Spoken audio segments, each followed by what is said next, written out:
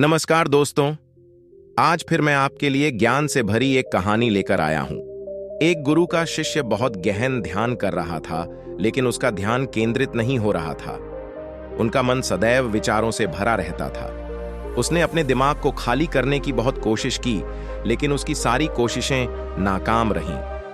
अंत में जब वह सब कुछ कर चुका, तब वह अपने गुरु के पास गया और बोला, गुरुदेव, मेरा मन हमेशा विचारों से भरा रहता है। मैं एक जगह ध्यान केंद्रित नहीं कर पाता। जब देखता हूं तो दूसरी चीज पर चला जाता हूं, फिर तीसरी और चौथी चीज करता हूं। मेरे दिमाग में हजारों विचार चलते रहते हैं और मुझे पता भी नहीं चलता कि ऐसा कब होता है। बहुत समय बाद मुझे एहसास होता है कि मैं क्या करने बैठा था और क्या सोच रहा था। हे गुरुदेव, मैं अपने दिमाग को विचारों से खाली करना चाहता हूं। मैं चाहता हूं कि मेरे मन में एक भी विचार न रहे। जब चाहूं तभी विचार उठना चाहिए।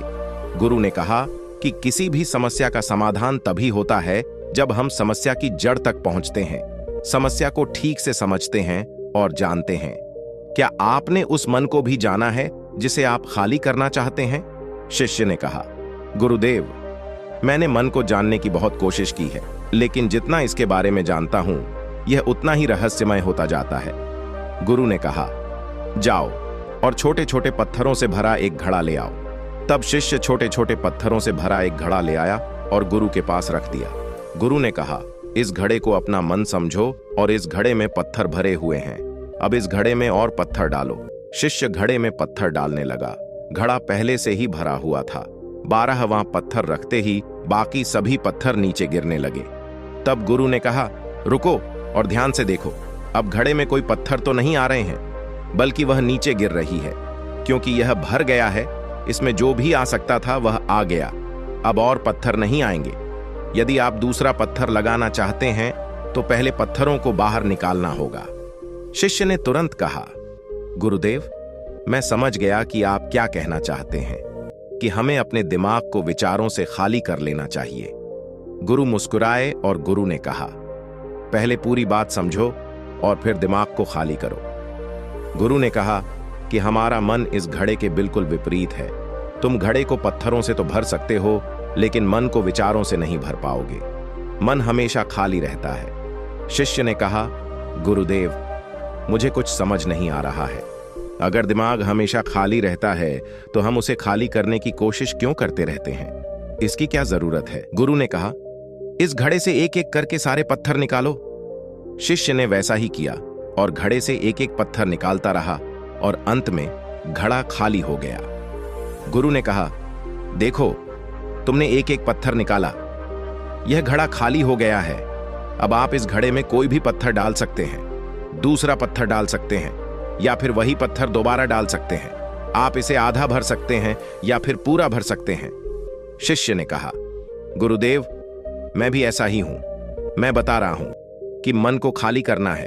ये तो पत्थर हैं, इन्हें आसानी से निकाला जा सकता है और घड़ा खाली किया जा सकता है, लेकिन मैं अपने मन को कैसे खाली करूं?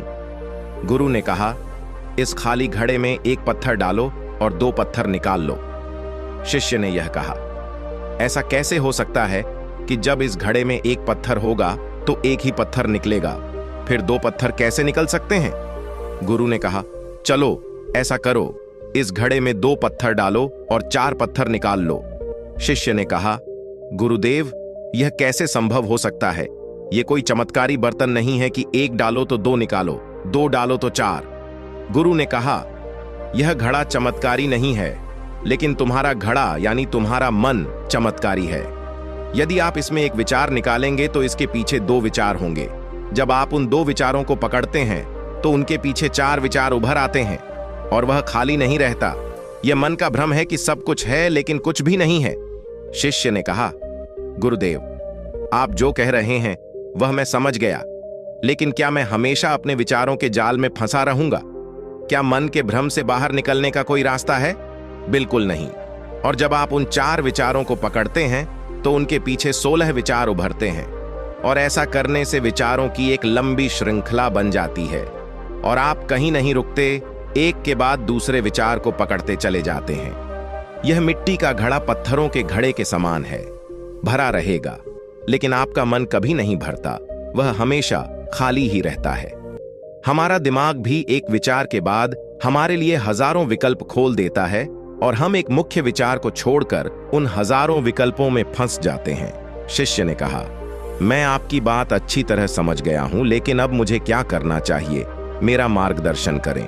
गुरु ने कहा, मन के जाल में मत उलझो, मन को खाली करने की कोशिश मत करो, अपना ध्यान इकट्ठा करो, एकाग्रता लाओ, जो भी कर रहे हो उसे अंतिम मानकर करो। ऐसे करो कि बाद में इसमें आपको कुछ भी करने की जरूरत नहीं है, और जब आप किसी दूसरे विचार पर काम करते हैं तो बस उसी पर काम करें, कोई दूसरा विचार नहीं।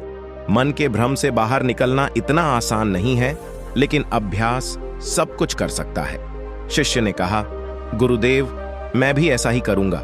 यह समझाने के लिए आपका बहुत बहुत धन्यवाद। हम सभी अपने दिमाग को खाली करने की कोशिश करते हैं, मन में उठते बैठते विचारों से परेशान रहते हैं।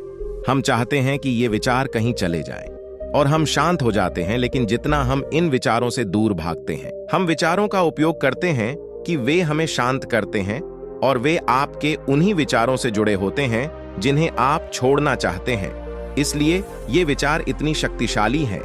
जब आप सोचना ही नहीं चाहते तो आप शांत रह सकते हैं। यह तभी संभव है जब आप शांत रहने की कोशिश करना बंद कर दें और अपनी समस्या को हल करने पर ध्यान दें। ध्यान केंद्रित करें और समझें कि चिंता करने से नहीं, बल्कि सोचने से समाधान मिलता है। गुरु ने कहा, इस मिट्टी के बर्तन को पत्थरों से आधा भर दो। शिष्य ने वैसा ही किया। फिर गुरु ने कहा, अब इन पत्थरों में से एक पत्थर चुन लो और उस पत्थर की एक छोटी सी मूर्ति बनाकर मुझे दे दो। मैं जानता हूं कि तुम एक अच्छे कलाकार हो। जब शिष्य ने 11वां पत्थर निकाला और उस पत्थर को तराशना शुरू किया तो उसे एहसास हुआ कि यह पत्थर अच्छा नहीं है। तो उसने घड़े से दूसरा पत्थर निकाला, उसे वह पत्थर भी पसंद नहीं आया। फिर उसने तीसरा पत्थर निकाला, उसका रंग उसे पसंद नहीं आया। फिर उसने चौथा पत्थर निकाला, लेकिन उसे इस पत्थर में एक दोष निकला। इस प्रकार उसने लगभग सभी पत्थर बाहर फेंक दिए। उसे ऐसा करते देख गुरु ने कहा, वह पत्थर जो तुमने पहली बार निकाला था, यह समझकर उसी पत्थर की खोज करो कि तुम्हारे पास कोई दूसरा पत्थर नहीं है। तब शिष्य ने उस पत्थर को ही खोजना शुरू कर दिया और उस पत्थर से उसने अपने गुरु की एक बहुत ही सुंदर मूर्ति बनाई और अपने गुरु को भेंट की और कहा, बहुत सुंदर, इस पत्थर से मूर्ति बनाई जा सकती है। मैं इसका विचार भी नहीं कर सकता था। गुरु ने कहा कि जब कोई दूसरा विकल्प नहीं है तो हम अपनी सारी ऊर्जा उसमें लगा देते हैं और उसे सर्वश्रेष्ठ बनाते हैं। जब कोई दूसरा विकल्प है तो हम सिर्फ पत्थर चुनते रहते हैं। मान लीजिए कि मूर्ति नहीं बनाई गई है। दोस्तों, आज की यह कहानी आपको कैसी लगी और इस कहानी से आपको और क्या सीखने को मिला? कृपया यह भी हमें कमेंट करके बताएं। साथ ही अगर आपको ये कहानी पसंद आई और ये आपके लिए उपयोगी लगी तो इसे अपने दोस्तों के साथ जरूर शेयर करें।